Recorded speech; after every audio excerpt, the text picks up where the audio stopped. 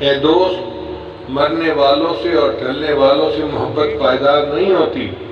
اگر تمہیں محبت کرنی ہے تو اس اللہ سے محبت کرو جو کبھی فنا نہیں ہوگا۔ پائیدار محبت تو وہی ہوگی۔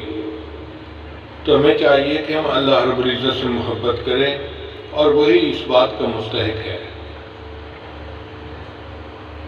ہم اللہ تعالیٰ کی ان گنت نعمتوں میں زندگی گزار رہے ہیں۔ سر سے لے کے پاؤں تک ایک ایک عضو اللہ کی نعمتوں کا اظہار کرتا ہے۔ آپ غور کریں، اگر اللہ بینائی نہ دیتے ہم اندھے ہوتے، اگر کوئی آئی نہ دیتے ہم گنگے ہوتے، سماعت نہ دیتے ہم بہرے ہوتے،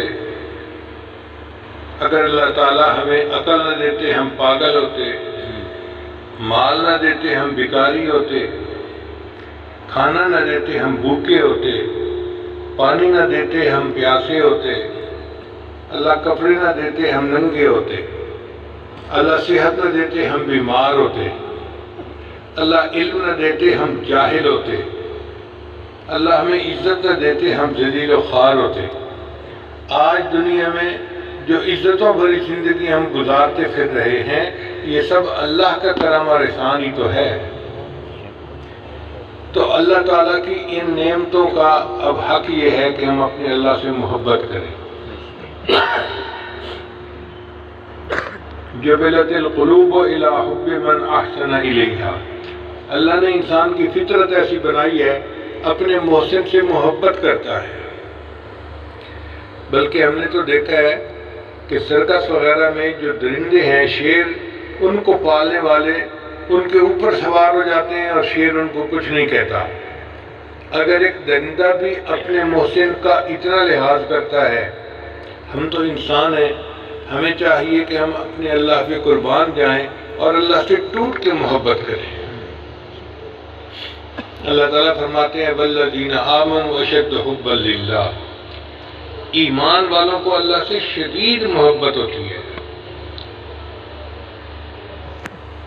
محبت تو کہتے ہیں، لیکن محبت نہیں جس میں شدت نہیں ہے۔ محبت کے انداز ہیں سب پرانے، خبردار ہو اس میں جدت نہیں ہے۔ جزیرہ عرب کا ایک آدمی تھا جس کا نام تھا قیس۔ وہ ایک عورت سے محبت کر بیٹھا، اور عورت بھی کالی تھی۔ اس کے ماں باپ نے اس لڑکی کا نام لیلا رکھا تھا۔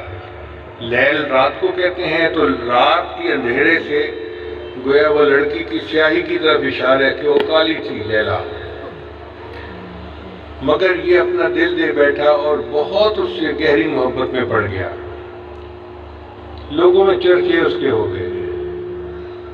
وقت کے حاکم نے سنا کہ ایک نوجوان ہے جو ایک لڑکی کی محبت میں گرفتار ہے، تو اس نے کہا میں دیکھوں تو صحیح وہ کون سی حسینہ ہے کہ یہ نوجوان جس کو دل دے بیٹھا۔ اس نے لیلا کو بلوایا، جب دیکھا تو رات کی طرح کالی۔ تو اس بادشاہ نے کہا از دیگر خوباں تو افزون نیستی، کہ عورت تو دوسری لڑکیوں سے کوئی بہت زیادہ حسین تو نہیں ہے۔ گفت خاموش کیوں تو مجنون نیستی، کہنے لگی بادشاہ خاموش رہ اس لیے کہ تو مجنون نہیں، اگر مجنون کی آنکھ سے مجھے دیکھتا تو دنیا میں سب سے خوبصورت میں نظر آتی۔ ایک دفعہ مجنون کے باپ نے اسے کہا کہ بھئی مجھے بہت شرمندگی ہے کہ تیرے عشق کے قصے لوگوں میں زبان زد عام ہیں، تو چل میرے ساتھ بیت اللہ میں اور جا کے اپنے اس گناہ کی معافی مانگ۔ اب یہ والد کے ساتھ چل پڑا۔ جب بیت اللہ کے پاس پہنچا تو والد نے اسے کہا کہ بیت اللہ کا پردہ جو ہے نا پکڑ کے اپنے گناہ کی معافی مانگ۔ تو اس نے بیت اللہ کا پردہ پکڑا۔ اس لیے اللہ تعالیٰ اس دل کے خریدار ہیں۔ اللہ تعالیٰ دلوں کے بیوپاری ہیں، بندے سے دل خریدتے ہیں۔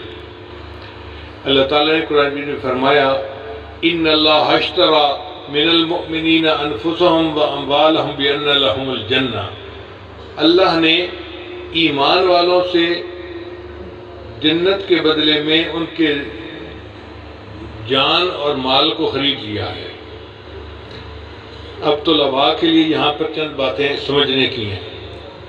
اللہ نے یہ نہیں فرمایا کہ میں نے جنت کو بیچ دیا ہے، اس لیے کہ بندہ چیز کو بیچتا ہے دو وجوہات سے، یا تو مجبور ہوتا ہے تو جی پیمنٹ کرنی ہے، کرنے والا مانگ رہا ہے، مکان بیچ دیتے ہیں، گاڑی بیچ دیتے ہیں، تو انسان ضرورت مند ہوتا ہے تو اپنی چیز کو بیچتا ہے۔ اور دوسری بات یہ کہ کبھی زیادہ فائدے کی توقع ہوتی ہے تب چیز کو بیچتا ہے۔ پلاٹ خریدا تھا 4 لاکھ کا، اب قیمت لگ گئی 40 لاکھ، اور جی اس کو بیچ دیتے ہیں۔ اللہ کے لیے دونوں چیزیں ممکن نہیں، نہ اللہ حاجت مند ہے کہ اپنی جنت کو بیچے، نہ کوئی اتنی قیمت دے سکتا ہے کہ اللہ کو زیادہ فائدے کی توقع ہو۔ تو اللہ نے پھر بیچنے کا لفظ استعمال ہی نہیں کیا۔ اللہ نے فرمایا کہ میں نے جنت کے بدلے میں مومن سے جان اور مال کو خرید لیا ہے۔ اب پہلی بات تو سمجھ آ گئی، مگر ایک اور اشکال ذہن میں آیا کہ جب اللہ نے جان اور مال کو خریدا تو اللہ نے دل کا تو تذکرہ ہی کہیں نہیں کیا کہ میں نے دل خریدا۔ حالانکہ انسان کے پاس جب پیسے ہوتے ہیں نا تو انسان سب سے پہلے اپنا مکان خریدتا ہے، تو اللہ نے تو دل کو خریدنے کا تذکرہ ہی نہیں کیا، فرمایا میں نے جان اور مال کو خرید لیا۔